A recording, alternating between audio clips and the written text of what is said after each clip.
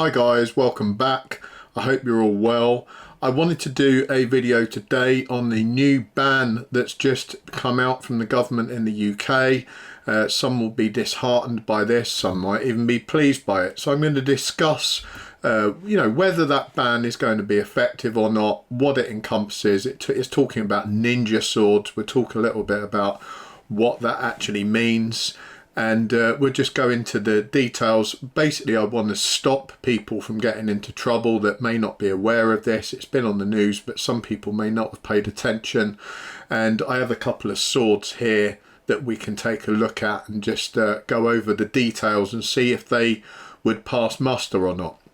And also the idea of, if you've got a defense in terms of owning something like this, I want you to be aware that that doesn't stop you from getting arrested. Just saying some words to a police officer is not maybe going to stop you getting arrested, is not going to stop him taking that item down to the police station. You're going to have to maybe defend yourself in court, and I'll talk a little bit about that as well. Firstly, I would like to ask you all a favour. My partner, my fiance, has just started her own little Instagram page. She's really into her clay shooting, and she's just trying to sort of get her name out there, put out a bit of stuff about her shooting. So I'm going to put a link up now. I would love it if you guys could subscribe. You'll be able to see her doing some cool stuff on skeet, trap, all kinds of different disciplines. Anyway, thank you if you do subscribe there. I don't often ask much of viewers in terms of, hit this button and that button. I'm not into all that. I just want people to subscribe if they enjoy the content, but I would really appreciate if you took a look at her Insta. Anyway, the sword ban. So the Labour government have brought in a ban on what they're calling ninja swords. I'll put some links up in the description which actually details the legislation so you can have a closer look. And what do they mean by a ninja sword? So a ninja sword is a very generic term. It doesn't really exist. It's kind of like saying a cowboy gun or something like that. It's not specific at all. It doesn't mean anything. They have brought this into effect because of the massive rise in street crime we've seen. It's basically gangs that are purchasing these cheap Chinese or Japanese style swords and using them in crimes, using them to hack each other to bits basically. And that's the first part of my issue, is that the banning of an inanimate object doesn't really address the main issue, which is why have we had an escalation in this kind of crime? I think many of us kind of know the answer to that. I don't want to be too political and controversial on this video, but I think it would be amiss of me not to mention it, because we're looking for solutions to a real serious problem, and part of that solution would be don't import people into the country that within their culture it's kind of acceptable to hack at each other with swords when things don't go very well.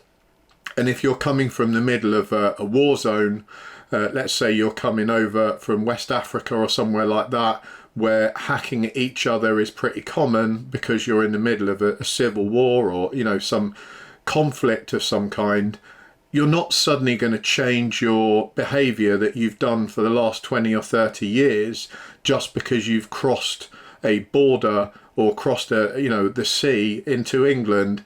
You're going to continue to be the same person, and it's going to take a long time to get that kind of behaviour out of that person, if that's even possible. Same in the UK. If you've got like a person who's hardened to violence and has been doing criminal acts for a large portion of their life, that's not an easy job to retrain them to suddenly be like a well-behaved, socially adjusted character.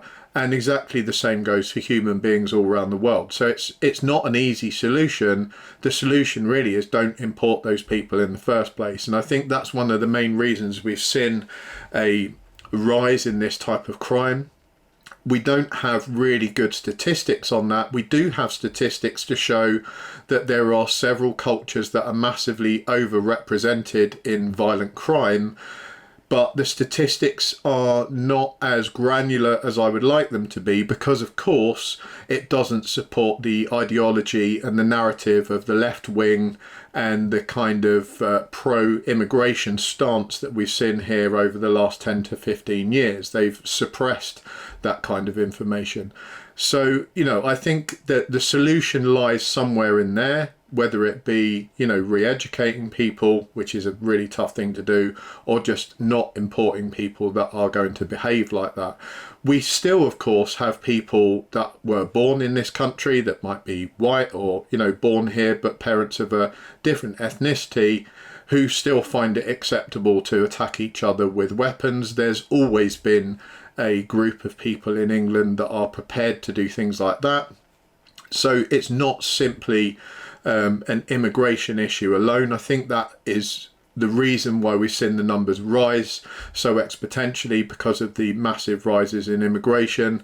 But we also have to address the fact that there are people here that deem it appropriate to behave like that as well. So we have to consider it from that point of view.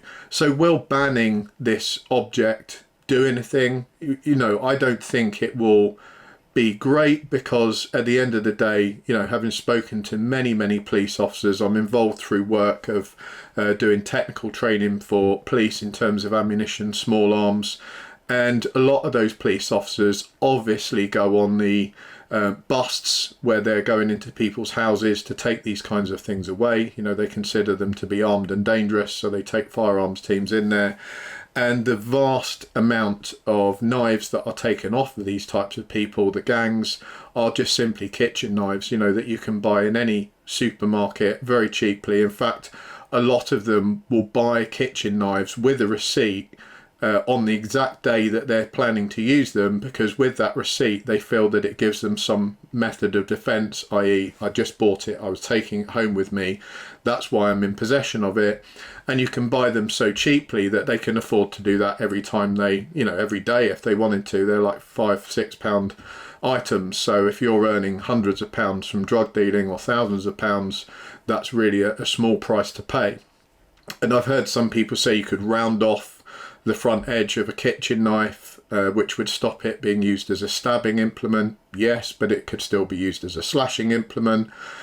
And more to the point, that it's incredibly easy to stop that, you know, round off being rounded.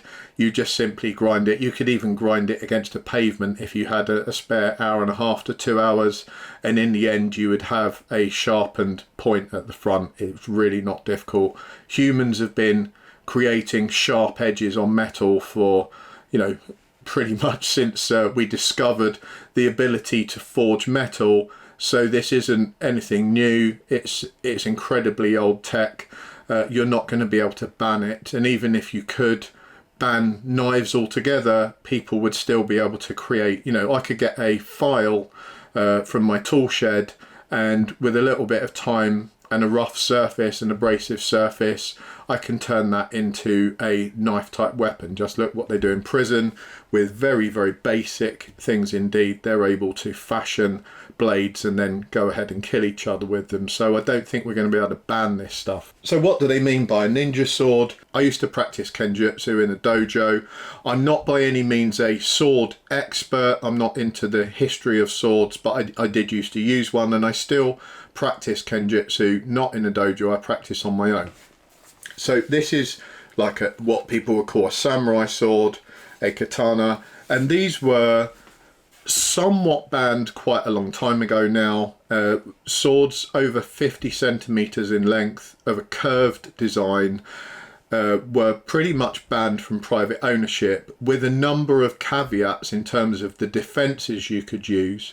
So if I was arrested with this, if the police for whatever reason didn't like me and they came to my house, they thought I was a gangster or whatever, and they found this sword, they could take this sword off me, arrest me, take me down the police station. They could keep this sword, and it would be up to me to present that defense. You know, I would probably make a prepared statement, and I would utilize a couple of parts in the defense, and you can find the defenses in the legislation.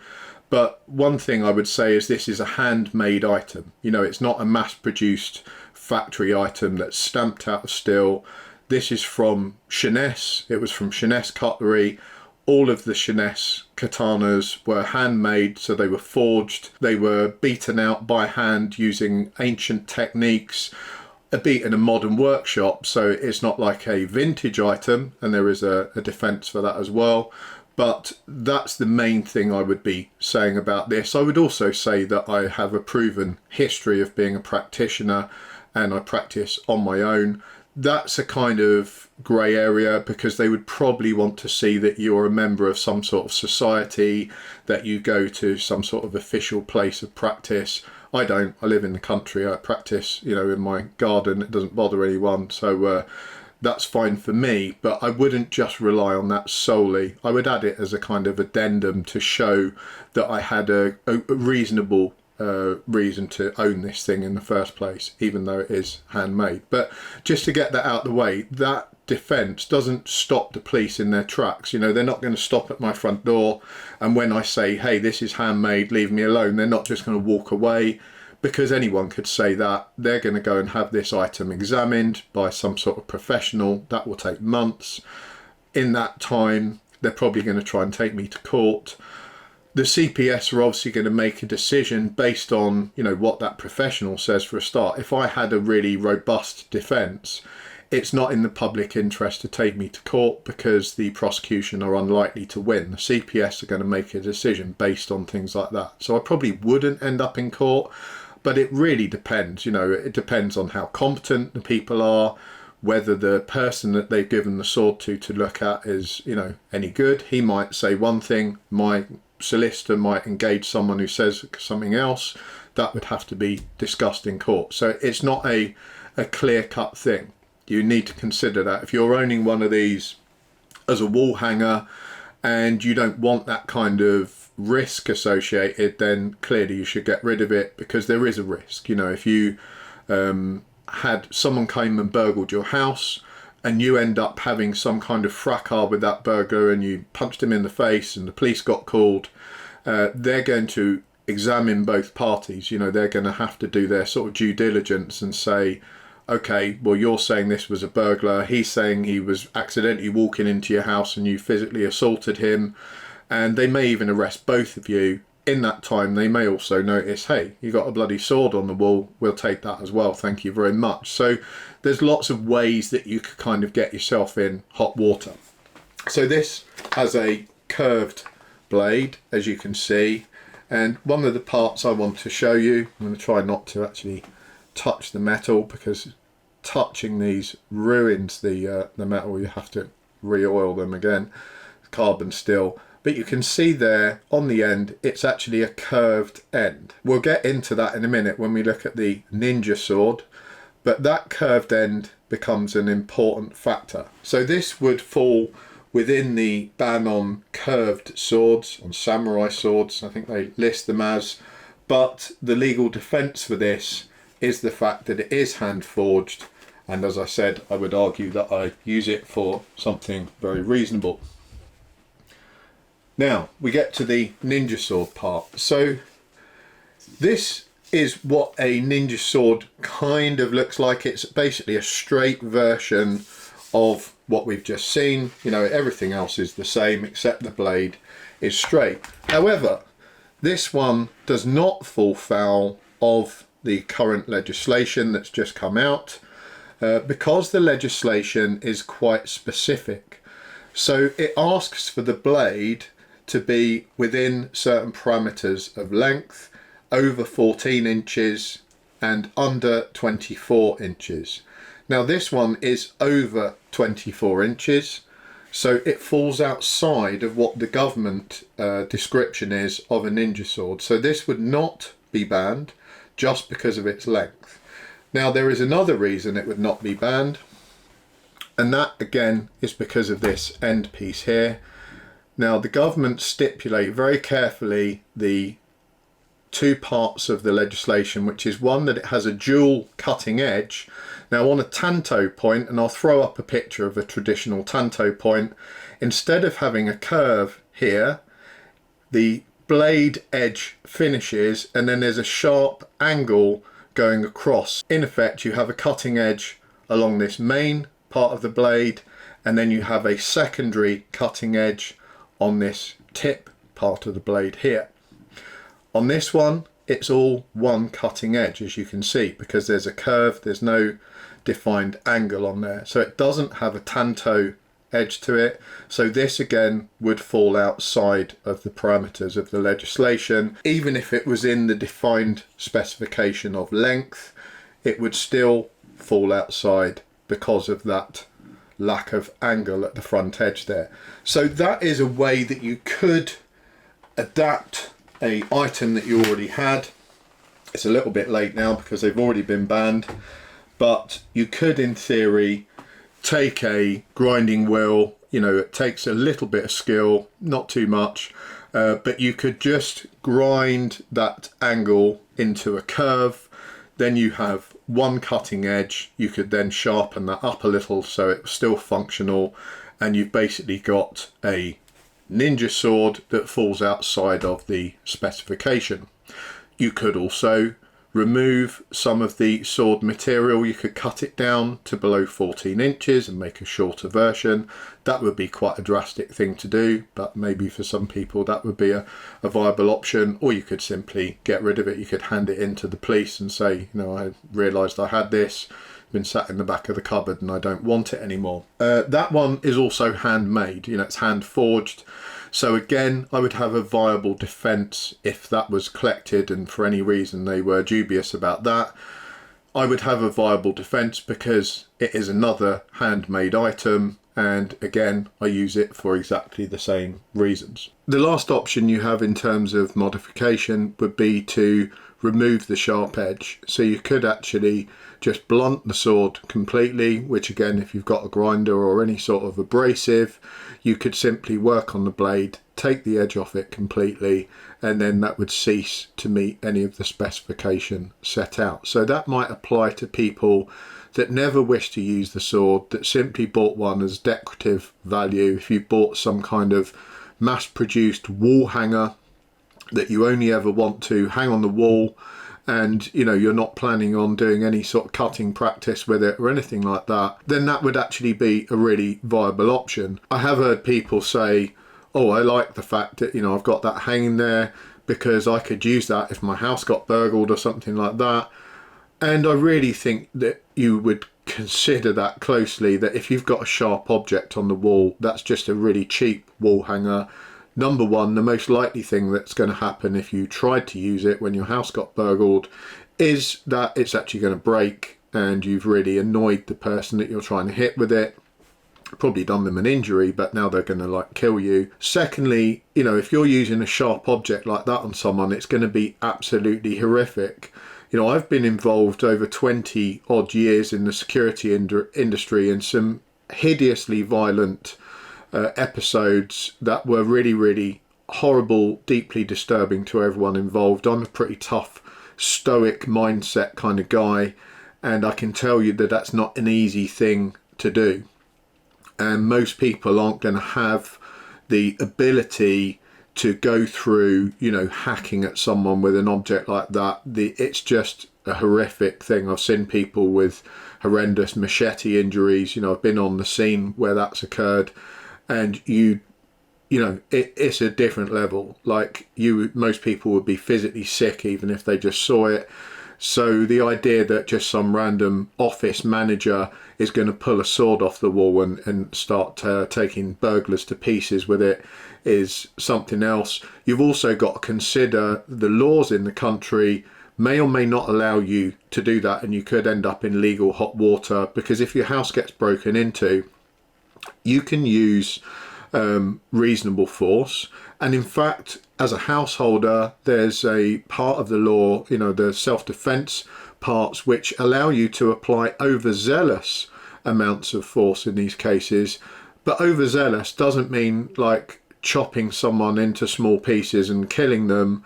That could mean that you've hit them a few more times, and that would need to be ironed out in court, and it would depend on the circumstance. You know, if you grabbed something off the wall in fear and kind of poked it at someone and they were horrendously injured, or they may even end up dying, that could be described as maybe okay. And then if you were to like just keep chopping at someone who had broken into your house because you were really angry with them, that might be more than overzealous. You know, that could be still ending you in hot water. And it would also depend on your words after the fact. You know, if you said, this guy really annoyed me, you know, I was so angry with him, I thought I would teach him a lesson. That's gone beyond self-defense straight away. You weren't in fear of your life, you were angry and you wanted to teach someone a lesson. That's not someone who's frightened. So it's a really, really difficult subject to get into. I certainly can't advise you either way on here. I would advise the average person that it's not a good idea to have a sword sat around in their house to try and defend themselves with. The complexity around that, legally speaking, is vast, and unless you have spent a good deal of time studying and understanding the law so that you don't fall foul of it, then I would suggest that's a bad idea in the start. I mean, you would even convict yourself if you were saying, you know, yeah, I went outside because there was a burglar snooping around outside, and I took this weapon with me because I bought it as a weapon for this exact circumstance. That's not someone who's grabbing something that came to hand whilst they were in fear of their life. You've gone outside looking for a fight with an offensive weapon. So that's a big problem as well. You know, like there's so many ways that you could fall foul of the law like that. So I would not advise it. I'm sure there'll be a bunch of keyboard warriors in the comments that have a, you know, whole list of crazy things they've done with swords or whatever. And if the comments get too stupid, I do edit or delete some of the, you know, I've even had people who are like criminalizing themselves in the comment section because they're such tough guys and they're so intelligent, they haven't actually realized that the police may read these comments, for example, and then they may knock around your house and say, hey, you've been talking about some stupid stuff on social media and we're here to have a look in your house, here's a search warrant, you know. So I'm trying to help you guys to not fall foul of the law, because I believe most people are, you know, either just interested people that are curious. There's a lot of guys I know that like to have a sword hanging on the wall. They've got a man cave. You know, samurai swords are cool. I like them. I've never done anything bad with a sword or a knife. I've got lots and lots of knives I've reviewed on the channel before. I've got a couple of swords, you know, that I've used as kenjutsu. I didn't practice kenjutsu in order to go out and do anything on the streets. I practiced it because I have an interest in Japanese culture and I'm just drawn to that kind of thing. You know, I like the swords themselves. I think they're great pieces of craftsmanship. So there's loads of different reasons why people would have an interest in these, and most of those, you know, probably 90% of those people are not criminals, but they may become criminals just through ignorance, you know, from not realizing that what they're in possession of is going to get them in trouble, or that what they say about that inanimate object is going to get them in trouble. That's one of the most important things. So I'll put the legislation below. You know, you need to check what you have, check if it falls within that specification. I won't list it all out here. There's not a huge amount of it, but they do go into quite detail about the tanto point or the reverse tanto point. I'll put a couple of pictures of that up below as well. And, you know, you can then disseminate yourself if you're owning a product that falls foul of that. So thank you very much for watching.